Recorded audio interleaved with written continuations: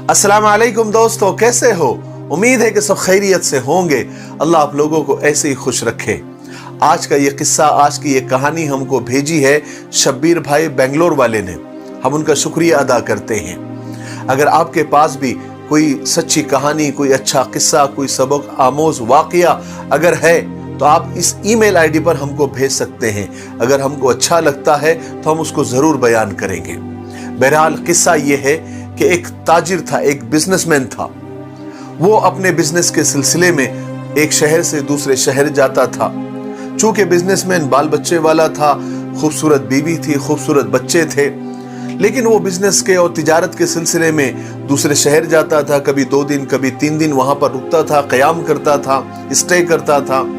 लेकिन अब बिजनेस बढ़ने लगा तो वहां पर क़याम, वहां पर स्टे भी बढ़ने लगा। अब 10 दिन, 15 दिन, 20 दिन वहां पर वो रुकने लगा। बहरहाल एक दिन बीवी को थोड़ा सा डाउट हुआ, शक हुआ कि क्या बात है, पहले ठीक था, 1 दिन 2 दिन वहां पर रुकते थे तो ठीक था, समझ में आती थी बात। लेकिन भाई ये कौन सा बिजनेस है कि 15-15, 20-20 दिन हर महीने जाकर वहां पर रुक रहे हैं? कुछ गड़बड़ तो नहीं है? कहीं इन्होंने वहां पर कोई दूसरा बिजनेस तो नहीं शुरू कर दिया, यानी कोई दूसरी शादी तो नहीं कर ली, कहीं वहां पर घर तो नहीं बसा लिया? तो बहरहाल उसको शक हुआ तो उसने अपनी एक खादिमा, अपनी एक नौकरानी जो उसकी बहुत एतमाद की थी, भरोसे की थी, उससे कहा कि जरा सर का पीछा करो, उस शहर में जाओ और जाकर देखो कि ये कहाँ जाते हैं, बिजनेस करते हैं या इन्होंने कोई दूसरी दुकान खोल दी है जहां पर जाकर ये 10 दिन 15 दिन वहां पर रुकते हैं। तो बहरहाल खादिमा ने पीछा करके जब वो उसने वहां पर मालूमात हासिल की जहां पर ये बिजनेसमैन सर जाकर रुकते थे, तो वहां पर अड़ोस पड़ोस में मालूमात निकाली तो पता चला कि सर ने तो यहाँ पर कई जमाना हो गया दूसरी शादी कर ली है और यहाँ पर उनका घर भी है और यहाँ पर आकर वो अपना कारोबार निपट कर यहाँ पर आकर क़याम करते हैं। बहरहाल उसने सारी पूरी पक्की ठक्की मालूमात ली और आकर अपनी मालकिन यानी इनकी ताजिर की पहली बीवी को आकर सब कुछ बता दिया। बहरहाल जब ताजिर की बीवी को ये कंफर्म हो गया कि उनके शौहर ने दूसरे शहर में शादी कर ली है, निकाह कर लिया है, घर बसा लिया है, तो बजाय जज्बाती होने के उनकी बीवी ने ठंडे दिमाग से ये सोचा कि अगर मेरे शौहर को मैं बता दूं कि ये बात मुझे मालूम पड़ गई है कि तुमने दूसरा निकाह कर लिया है, दूसरा घर बसा लिया है, तो हो सकता है कि थोड़े दिन लड़ाई हो, झगड़ा हो, हुज्जत हो, लेकिन उसके बाद तो मेरी मोहब्बत आधी हो जाएगी। वो तो साफ साफ मुझे बोल देंगे, देखो तुमको अभी पता चल ही गया है। तो अभी शरीयत भी ये कहती है, इस्लाम भी ये कहता है कि दोनों बीवी के बीच में हक बराबर होने चाहिए, तो आधा वक्त मैं उधर दूंगा, आधा तुमको दूंगा, तो कंफर्म हो जाएगा और मेरी मोहब्बत आधी हो जाएगी, मेरा वक्त आधा हो जाएगा, तो क्यों ना मैं अनजान बनी रहूं।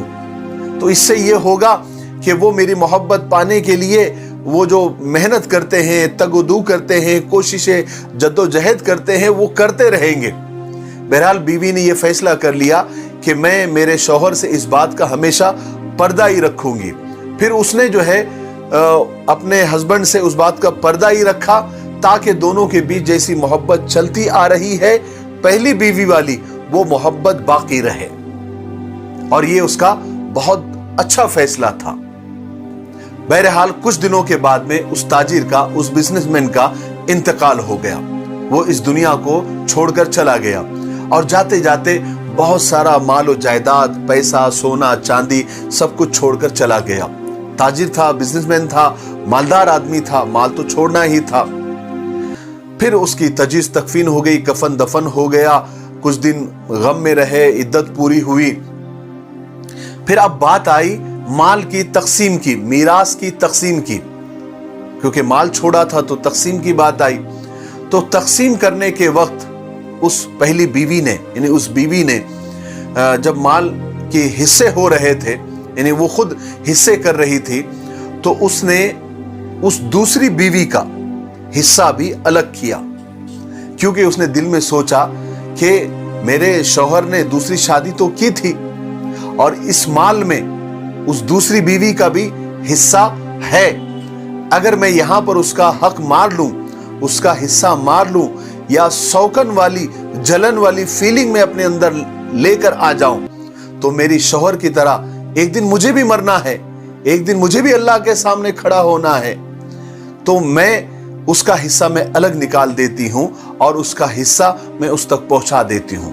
उसने उसका हिस्सा अलग निकाला, अपनी खादिमा को बुलाया, अपनी नौकरानी को बुलाया और उससे कहा कि ये हिस्सा लेकर, ये माल, ये जो पैसा, कैश, सोना चांदी जो उसके हिस्से का है, उसका हक है, खामोशी से लेकर जाओ, किसी को भी पता चलने मत दो, हमसाये को भी नहीं, पड़ोसी को भी नहीं, और जाकर उससे कहो कि हमारे शौहर का इंतकाल हो चुका है और ये तुम्हारे हिस्से की मीरास है, ये तुम्हारे हिस्से का माल है, ये तुमको दिया जाता है, ये तुम वसूल कर लो।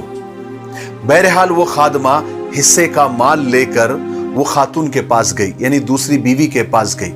चूंकि रकम काफी बड़ी थी, उसमें सोना भी था, चांदी भी थी, वो सब लेकर वो दूसरी बीवी के पास गई और जाकर सारी बात बता दी कि उनके खाविंद का इंतकाल हो चुका है और उनकी पहली बीवी ने विरासत की तकसीम में तुम्हारा हिस्सा अलग से निकाला है, क्योंकि तुम भी आखिर उन्हीं की बीवी हो, और अगर तुम्हारा वो हक खाएगी तो कयामत के दिन अल्लाह के सामने क्या जवाब देगी।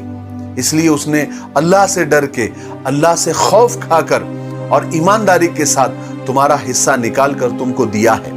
हालांकि लोगों को तो मालूम नहीं है, लोगों को पता नहीं है, लेकिन अल्लाह को तो पता है कि तुम उनकी दूसरी बीवी हो, लिहाजा ये तुम अपना हिस्सा ले लो, इसको वसूल कर लो। उस औरत ने वो रकम अपने हाथ में लेकर, वो सोना चांदी, वो कैश अपने हाथ में लेकर कहा कि अल्लाह भला करे उस औरत का, वो कितनी नेक औरत है, कितनी अच्छी औरत है जिसने मेरा ख्याल रखा। हालांकि किसी को पता नहीं था, लेकिन फिर भी उस औरत ने मेरा ख्याल रखा, मेरे हिस्से की रकम मेरे पास भेज दी। फिर उस औरत ने उस नौकरानी, उस खादमा से कहा कि ये पकड़ो, ये माल तुम्हारे हाथ में पकड़ो और इसको वापस ले जाकर उस नेक औरत को दे दो और उससे कहो कि तुम्हारे खाविंद ने मरने से कुछ महीने पहले मुझे तलाक दे दी थी और इस तलाक का पता सिर्फ तुम्हारे खाविंद को और मुझे था और मेरे अल्लाह को था, लिहाजा इस विरासत में और इस माल में मेरा कोई हिस्सा नहीं बनता। ये सारा माल, ये सारा हिस्सा, ये सारा सोना चांदी, ये विरासत उसी का है, उसको वापस ले जाकर दे दो। सुभान अल्लाह, क्या दीनदारी है, क्या ईमानदारी है, क्या दोनों नेक खातून थी, ये दोनों शौकनों ने हमको क्या तालीम दी है, क्या सबक दिया है।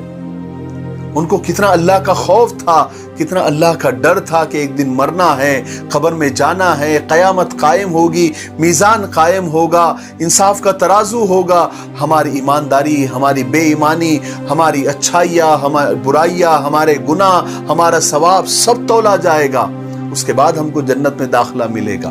दुनिया की जिंदगी तो यूं कट जाएगी। मेरे भाइयों, हमको भी इन शौकनों की कहानी से ये सीखने की जरूरत है कि ईमानदारी, अगर हमने कोई भी गुनाह कितने भी रात के अंधेरे में और किसी गार के अंदर भी जाकर किया होगा, तो उसका भी हमको बदला लिया जाएगा। वो भी क़यामत के दिन सबके सामने पेश किया जाएगा, उसका भी हिसाब लिया जाएगा। हम कितने लोग ऐसे हैं कि जिन्होंने अपनी माओं का, अपनी बहनों का, अपने भाइयों का अपनी ताकत के बल पर या अपने बड़ा होने के बल पर, उसके दम पर उस बहनों का, भाइयों का, माँ का हक खा कर बैठे हैं, देने की नीयत नहीं है। अरे मेरे भाइयों, मर जाएंगे, खप जाएंगे, पता नहीं, आज तो मौत भी फास्ट हो गई है। हाँ, मौत भी 3G 4G 5G तक पहुंच गई है। अभी चलता चलता आदमी मालूम पड़ा कि इंतकाल हो गया। क्या जवाब देंगे अल्लाह को? इसलिए जिसका जो हक है, मरने से पहले पहले उसको दे दो, और मरने का कोई वक्त मुतय्यन नहीं है। जिंदगी जिस्त के साये में तुले या ना तुले, अपना मुंह अपने हाथ से धुले या ना धुले। हम तो इसी रात के सजदों को गनीमत जाने, क्या पता सुबह आँख खुले या ना खुले। मुझे उम्मीद है कि इस छोटे से किस्से से हमको बहुत कुछ सीखने को मिला होगा। मेरे लिए, पूरी उम्मत के लिए और पूरी इंसानियत के लिए खैर की दुआ करते रहें। अस्सलामु अलैकुम व रहमतुल्लाहि व बरकातहू।